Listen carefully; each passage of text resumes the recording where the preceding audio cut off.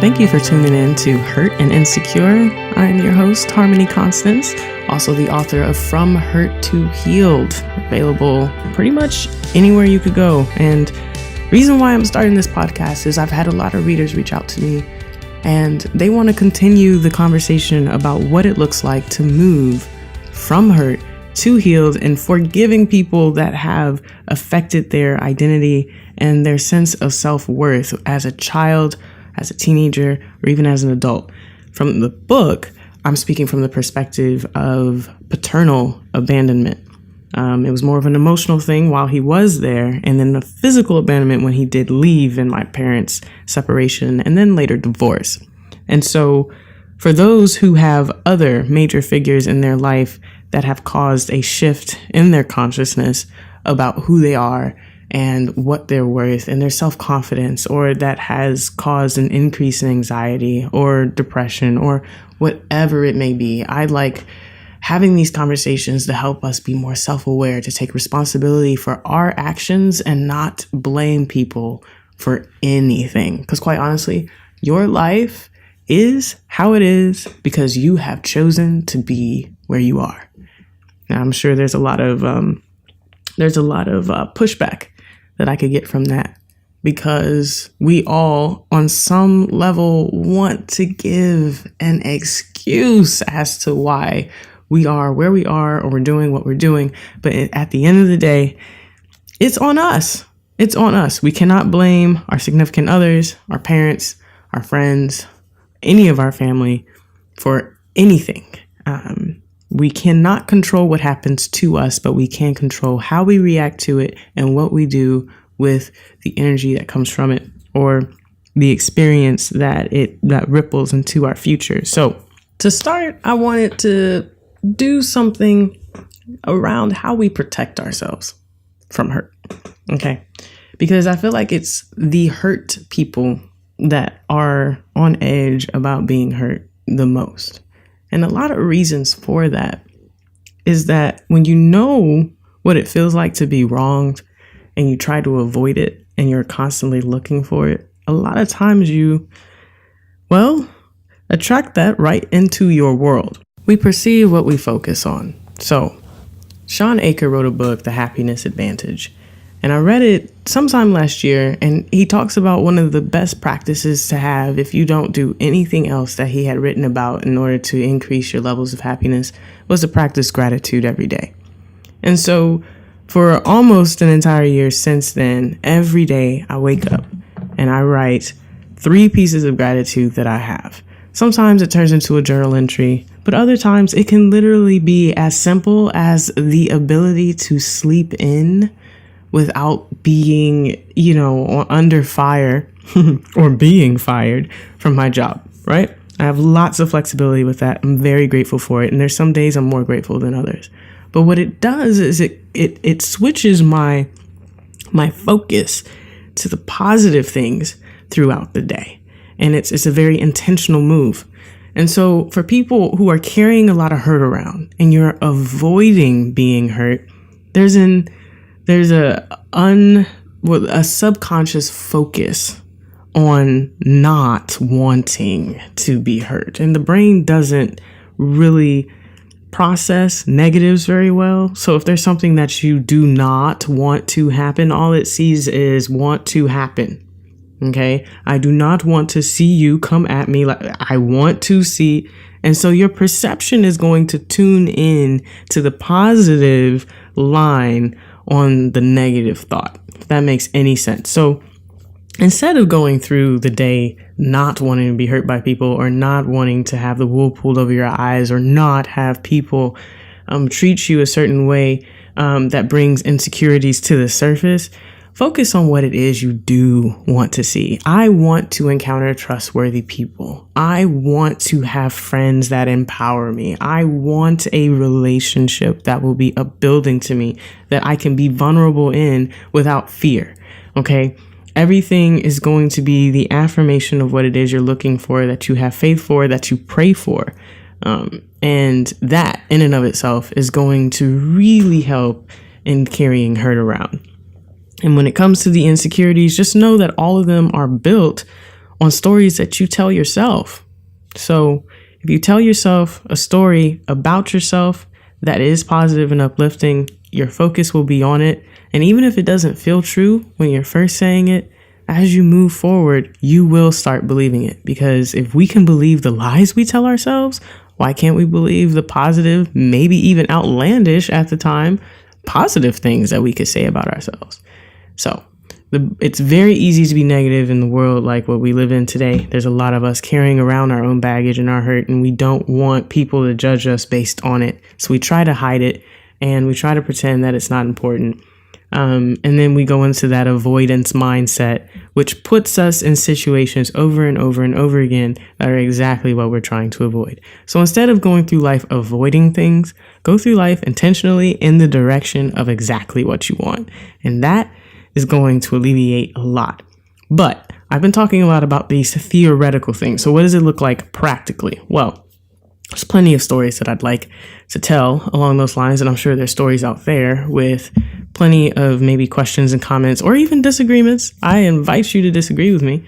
But I just want to have those conversations. I want to share some of those stories and get some thoughts. And hopefully along the way, it can help you become more self-aware, take more responsibility for your life, and help you move from being hurt and insecure to being a lot more self-aware about your situation and how to deal with it. All right, so I'd like to tell you a little story, but first I'm gonna give you a little bit of backstory. Okay, so as a kid, I watched my parents come up, and it was one of those functional relationships. You know, I was born, they had already been together for about 15 years. And by the time I was old enough to pay attention, that we're up there, like 20-year portion. And so what I noticed was that, you know, my mom was just kind of like, you know, her expectations were so low for my dad. Like the slightest little thing, and it was noteworthy. So what I took away from that as a teenager, as a young woman, was if I have higher expectations, I'm sure there's someone out there that would meet those expectations. And so all I got to do is make sure that it's somebody that likes me a whole lot more than maybe I like them. So then I don't have to worry about them walking away from me, because ultimately my dad had walked away from us. So I was, you know, so there's this trying to preserve things and control things, and it was completely unconscious. I just thought that it was smart strategy, because I know that I'm a loyal person. So if I'm with somebody that likes me a whole lot, if I choose to be with them, I'm not going to do them wrong. So one of the first people that I ever dated, in my mind, I was like, I believe he knows that I could do so much better. So I'm with him just from the perspective of kind of where he was at in life. I mean, he wasn't the most handsome guy in the world. He was smart. We had a lot of things in common in a lot of ways, but I felt like as a pair, we became exponentially more effective at things, which I was like, oh, you know, that's a great thing to have in a relationship, yada, yada. But then I thought, you know, but he's not going to go nowhere, because, you know, I can cook, I can clean, I can take care, I can do all these things. He's not going to walk away from that. So I just kind of bar holding none, just threw myself into the scenario. I just kind of gave it my all. And honestly, it was like a month and a half into it when he was just like, you know what? Like, we had been friends for a long time. So he was like, you know, it was really cool. You know, like this has been cool and everything, but I've been really like thinking about what it would be like forever. Now I'm going to pause in this story and really do point out that, like, yes, it sounds super intense for people who just start dating and they're just friends. But when I was younger, I was a lot more intense. So unpause, right? So he goes, you know, this is feeling like, you know, I don't know if I'm ready for this forever. There's a lot, you know, we've got a lot of stuff in common, but, you know, we've got differences, blah, blah, blah. And all I could hear, right, as he was talking, was that this wasn't going to work out, and I had thrown myself into it. And mind you, we're talking like 6 weeks, okay? And I had already just in my mind told myself that I would never have to worry about this person walking away from me. And then it kind of looks like he was trying to wiggle away. So I lost it. Like I was just like, oh, how could you? I mean, how can you do this? It's okay that you feel that way, but how are you just going to spring this on me, not give me some type of a heads up? He's like, well, I'm telling you now. And I was just a mess. I was a mess. And I think about it. And I think about what I was actually upset about, because it wasn't that I didn't think I could be happy with anybody else. It was the fact that I had decided that I was safe, and then something out of my control happened. And I wanted to blame him for not knowing how he felt, and not knowing how to express it, and not knowing how to, avoid putting me in that position. But the truth of the matter was, it was all on me. It was all on me. It was a hard lesson to learn. It was a really hard lesson to learn. Probably one of the first times I felt like I was ever heartbroken, actually. And, it took a few days for me to actually come to a place where I realized, first of all, you don't want to be with somebody that doesn't want to be with you, regardless of how safe you think it is. It's not safe if they have any type of vacillation on that. But then secondly, there is no one anywhere in this world that is going to ever make you safe. Like, there's nothing about human relationships that are safe. So it's not about being safe. It's not about avoiding hurt, which we already touched on, which is essentially what I'm trying to get to.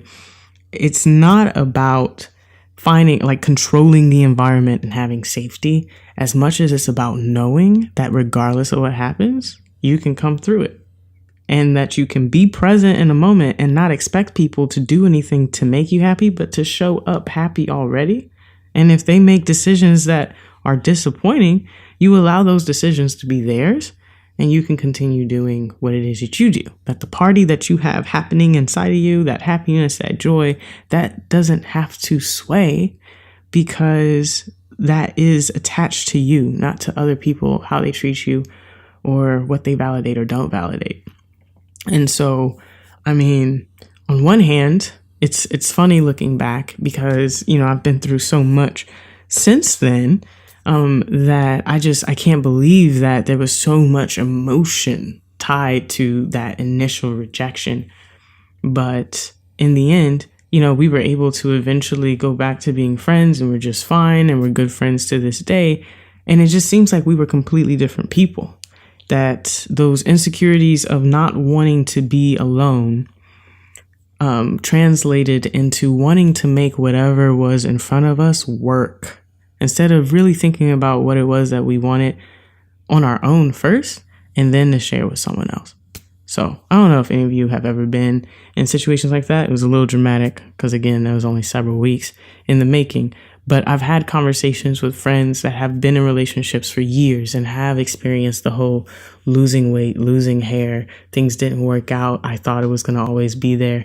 And the truth of the matter is, other people are not supposed to be a completion to anything we have going on, as much as they're supposed to be a magnifier on all of the great that we already have existing in our life, in addition to the good that we already have existing in our life. So then that way, if something's to happen to them, whether it be tragedy or choice, we can reflect on all of the great and the good that happened in the memories that we do have, and we can move forward still whole.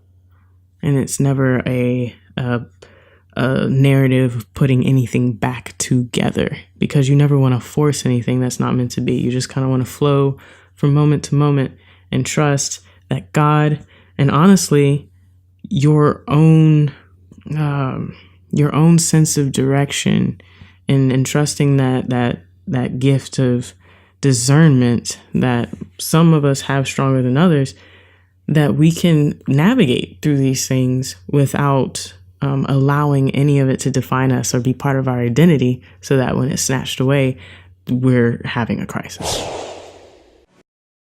So, all that being said, I guess for this portion, I really want to explore just the fear of rejection in general, because a lot of that was wrapped in that story. So it's not just like this fear of being hurt, but what causes the hurt, right? Rejection. Why do we want to be accepted so bad. And so coming from the perspective of being a child of divorced parents, acceptance is important because as children, it's hard to see two adults that aren't able to get along who choose to no longer be together and instead see that somehow you all don't want to work through your issues so that I can have a solid home. And so therefore, I'm not important. Not all children feel that way. I feel like it's more and more common these days. But at the end of the day, some kids do internalize why things don't work out between their parents because they see the family as a unit, as a whole, not as individuals choosing to be together. And so there's this fear that when something that's supposed to be stable in your life falls apart, that other things could maybe follow suit. And that fear of rejection, that fear of being hurt, it comes from those really deep places that we don't often talk about, especially when we're passed over for, the promotion we thought was supposed to be ours. And then, you get really down about it and you're not really sure why it's as big of a deal as it feels in the moment. Sometimes it can go back to things way, way, way far behind that, is rooted in rejection. And I just want to point out that the fear of rejection puts a ceiling on your dreams, and then it locks doors of opportunity, and it traps you inside vicious cycles of insanity. And insanity is defined as doing the same things over and over again and expecting different results. And when we have not just fear, but fearing rejection, it'll cause us not to dream the way we should or really paint out on the canvas of a vision in all the vibrant colors that we would use under better circumstances, because we don't want to be disappointed. It doesn't always have to be people. It could be, feeling rejected doesn't have to always be from people. If we interpret circumstances as putting us at a disadvantage, that is a form of feeling rejected, that your ideas aren't accepted in a certain circle or in a certain environment or in a certain scenario or a certain group. And so we minimize the importance of things that we love, that we care about, that we want to see happen, so that when it doesn't happen, we can tell ourselves it doesn't hurt as bad.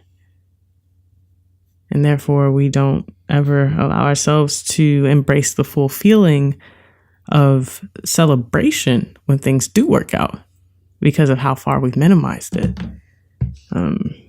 So that becomes kind of a deep thing to think about. I mean, you'd have to kind of replace some of the more vague terms I'm using with something more specific, but that's your job. You got to think about what it is that you're minimizing to take away the impact, to take away that hurt that could happen if it doesn't work out, right?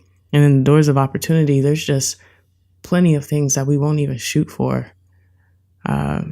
based on minimizing the importance of things. And we do all that and somehow hope that things will still work out. And so when they don't work out, we question why, but we're doing, the behavior patterns aren't changing. The thinking patterns aren't changing. Our expectations aren't changing. And yet we're hoping that something will somehow work out. And that's not always going to be the case. As a matter of fact, I would say 100% of the time, it won't be the case unless you're being true to what you feel and what you want. So I guess there's lots of ways to talk about it. And I would, part of me wishes that I could really just hold a debate or discourse with someone who would like to explain to me why having low expectations is better than actually being true to what you're feeling. But when we do that to ourselves, we also teach others how to deal with us. And so if we keep our expectations low, then we essentially teach people how to navigate in our lives as far as expectations are concerned. And you just have a mediocre exchange at that point, both with life and in relationships. And I mean, even in our work, we can often just not be expecting much so that, we're not disappointed, or so that something that we really love or hope for isn't rejected. Instead of just putting ourselves out there and just being unapologetic about it. If we fully accept ourselves, it won't matter who else doesn't. And I think that's probably where it boils down to, is looking again outside of ourselves for something that only ourselves can truly give us. So it's just something to ponder and think about. But on a more upbeat note, it is very nice to be able to start this conversation with you guys. I'm looking forward to hearing some of the thoughts and getting some feedback and being able to use that to springboard into other conversations about moving from this hurt and insecure place to being more self-aware and, taking responsibility for where we're at and retelling the narrative of the stories that happen to us on a day-to-day basis through the lens of knowing where things are coming from and then learning about how to do better in the future, be the best version of ourselves, and to walk around as whole people and not broken victims that are blaming other people or situations for where we are. And we can actually start celebrating where we are because it'll be exactly where we want to be. So that would be a very exciting thing. So thank you for listening to this initial podcast. And as more come down the line, I'm hoping that you will be able to not just see from maybe some personal stories that I share, how you are coming along as you reflect on it, but that you'd also be able to share the difficult moments or the things where you really can't figure out how to be more responsible or how to be more self-aware and get the results that you're hoping for or looking for. I'll be sharing different books that are being read along the way. Also remember From Hurt to Healed that I released a couple of years ago, kind of doing a revamp on it and releasing an audiobook soon. Stay tuned for that. But From Hurt to Healed, available on Amazon, Barnes & Noble, any of those major bookstore retailers online, or you can order them in stores. So check that out. It'll help kind of springboard your thinking as far as what might have happened when you were younger, or I guess just the roots of where a lot of the hurt and insecurity comes from. And we can really tackle it, talk about it, and see how, we can improve where we're at in our lives, in our relationships, in our professional settings, and just be the best version of ourselves possible. Okay? Thanks. Love to you guys.